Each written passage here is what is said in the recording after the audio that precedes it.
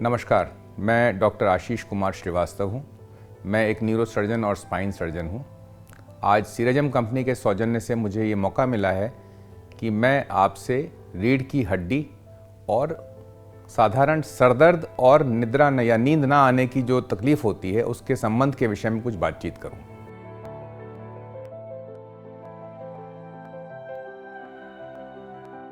हमारी आजकल की जो दिनचर्या हो गई, जैसी हमारी जीवन शैली हो गई है, उसमें बहुत से रोग हमको घेर लेते हैं। लेकिन रोग ना होते हुए भी कुछ ऐसी परेशानियां, दिक्कतें होती हैं जो कि बहुत साधारण रूप से हम सबको होती हैं। सर दर्द या सर का भारी रहना या थकान, पूरे समय स्फूर्ति का ना होना, ये सभी चीज़ें जो हैं हम सब लोगों को कभी ना कभी होती हैं और इनसे हम परेशान होते हैं। डॉक्टर के पास जाइए, कोई बीमारी नहीं है, टेस्ट सब नॉर्मल आते हैं, लेकिन व्यक्ति जो है ठीक नहीं है। तो देखें कि क्या रीढ़ की हड्डी का कुछ इसमें योगदान है, कुछ इसमें मतलब रीढ़ की हड्डी की वजह से क्या ये प्रॉब्लम्स हो सकती हैं। हमारी जो रीढ़ की हड्डी है उससे कुछ मांसपेशियां खासतौर पे पीछे की तरफ सर से जुड़ी हुई हैं और सर्वाइकल स्पाइन से जुड़ी हुई है, बाकी के स्पाइन से भी जुड़ी हुई हैं। तो यदि हमारी कोई ऐसा काम हम करते हैं जो हमारा व्यवसाय का हिस्सा है, जैसे लगातार कंप्यूटर पे काम करना आजकल बहुत साधारण हो गया है, कॉमन हो गया है, तो इस तरह के बैठने के पोस्चर, काम करने के तरीके, इन सब से गर्दन की हड्डी पे या रीढ़ की हड्डी पे जोर पड़ता है और इससे हमारी हड्डियाँ, मांसपेशियाँ सब थक जाती हैं। और थकने के कारण ये जो मांसपेशियाँ हैं, जो मसल्स हैं, वो सूज जाती हैं या अंग्रेजी में कहें तो सोर हो जाती हैं। बीमारी कुछ नहीं है, लेकिन बस सूजी हुई हैं, थक गई हैं। इसका मूलभूत कारण होता है मांसपेशियों के अंदर लैक्टिक एसिड या लैक्टेट का जमा हो जाना, और इससे थकी हुई मसें जो हैं वो फिर दर्द का एहसास करवाती हैं, आभास करवाती हैं। इसके अलावा हमारी जो नसें हैं वो सब दिमाग से बनती हैं और रीढ़ की हड्डी के द्वारा बाकी शरीर में जाती हैं। तो यदि रीढ़ की हड्डी में कोई परेशानी होती है तो वो सर पे भी प्रभावित करेंगी।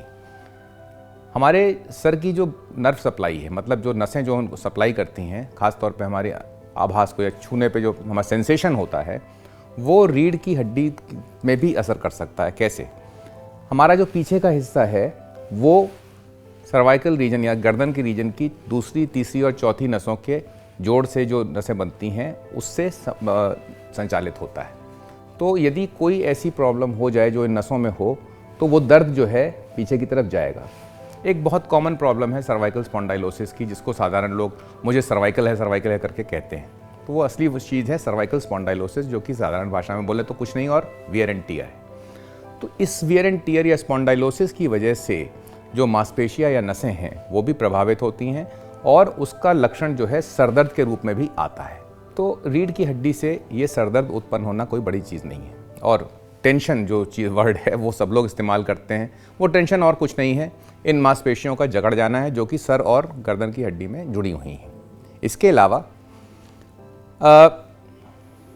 जो मैंने कहा कि स्फूर्ति नहीं है या ताजगी नहीं आ रही है या शरीर थका थका सा लगता है बावजूद आराम करने के और खाने पीने के, इसके बावजूद हमारा शरीर थका थका सा रहता है। कुछ वो तो स्ट्रेस का पार्ट है, हमारी जीवन शैली का पार्ट है, कुछ एक्चुअल थकान भी होती है। तो जो लगातार रहने वाला दर्द है या क्रॉनिक पेन जिसको हम कहते हैं, ये बहुत कॉमन बीमारी है। इनफैक्ट मनुष्यों में सबसे कॉमन प्रॉब्लम अगर मानी जाए तो क्रॉनिक पेन है। ये बहुत इंपॉर्टेंट है, ना सिर्फ बीमारी के रूप में बल्कि इससे उत्पन्न होने वाले नुकसान की वजह से हमारे शरीर को भी नुकसान होता है, हम चिड़चिड़े रहते हैं, सरदर्द होता है और काम करने की इच्छा नहीं होती। इसके अलावा इंडस्ट्रियल सोसाइटी जैसी आजकल हमारा भारतवर्ष का हाल है कि हम लोग इंडस्ट्रियलाइजेशन की तरफ जा रहे हैं। तो इंडस्ट्रियलाइजेशन के अंदर 45 साल से कम व्यक्ति के अंदर सबसे कॉमन जो साधारण प्रॉब्लम है वो है क्रॉनिक पेन। तो इस क्रॉनिक पेन या लगातार होने वाले नॉन स्पेसिफिक दर्द की वजह से 50 से 80%, 50 to 80% लोगों को जो है नींद ना आने की तकलीफ होने लगती है। नींद ना आने की जो क्रिया है या जो प्रक्रिया है उसको हम 2-3 तरह से समझ सकते हैं। एक तो नींद आने में दिक्कत हो, मतलब लेटे हुए हैं, नींद आ ही नहीं रही है, अंधेरा कर लिया, थक गए हैं, सब कुछ है लेकिन नींद नहीं आ रही। इसको हम लोग इनिशिएशन कहते हैं, मतलब हम लोग शुरू नहीं कर पा रहे नींद को। इसके अलावा नींद आ गई, सो रहे हैं, बीच बीच में बार बार बिना किसी कारण के नींद खुल रही है और फिर से दोबारा आने में दिक्कत हो रही है, या आने के बाद फिर खुल गई थोड़ी देर बाद, तो वो एक जो लगातार नींद आनी चाहिए जिससे कि हमको फ़ायदा होता है, वो नींद नहीं आ पाती। इसको हम लोग माइक्रो अराउजल्स कहते हैं। इसकी वजह से भी जो है नींद का फ़ायदा जो आना चाहिए शरीर को, कि आराम मिले, थके हुए जो अंग हैं वो उनमें स्फूर्ति आए, वो हम सुबह उठ के स्फूर्ति नहीं पा पाते। इसके अलावा ये जो नींद नहीं आती, इससे सिर्फ ये नहीं कि कोई नींद नहीं आ रही और हम थके थके से हैं, इससे बहुत सी और दिक्कतें पैदा हो सकती हैं, तकलीफ़ें हो सकती हैं, बीमारियां हो सकती हैं। जैसे कि नींद ना आने की वजह से जो हमारी ताजगी नहीं आती, स्फूर्ति नहीं आती, उससे हमारा ब्लड प्रेशर बढ़ सकता है और उससे किसी किसी व्यक्ति के अंदर डायबिटीज़ भी हो सकती है, क्योंकि डायबिटीज़ के अंदर स्ट्रेस को एक बहुत महत्वपूर्ण कारण समझा गया है।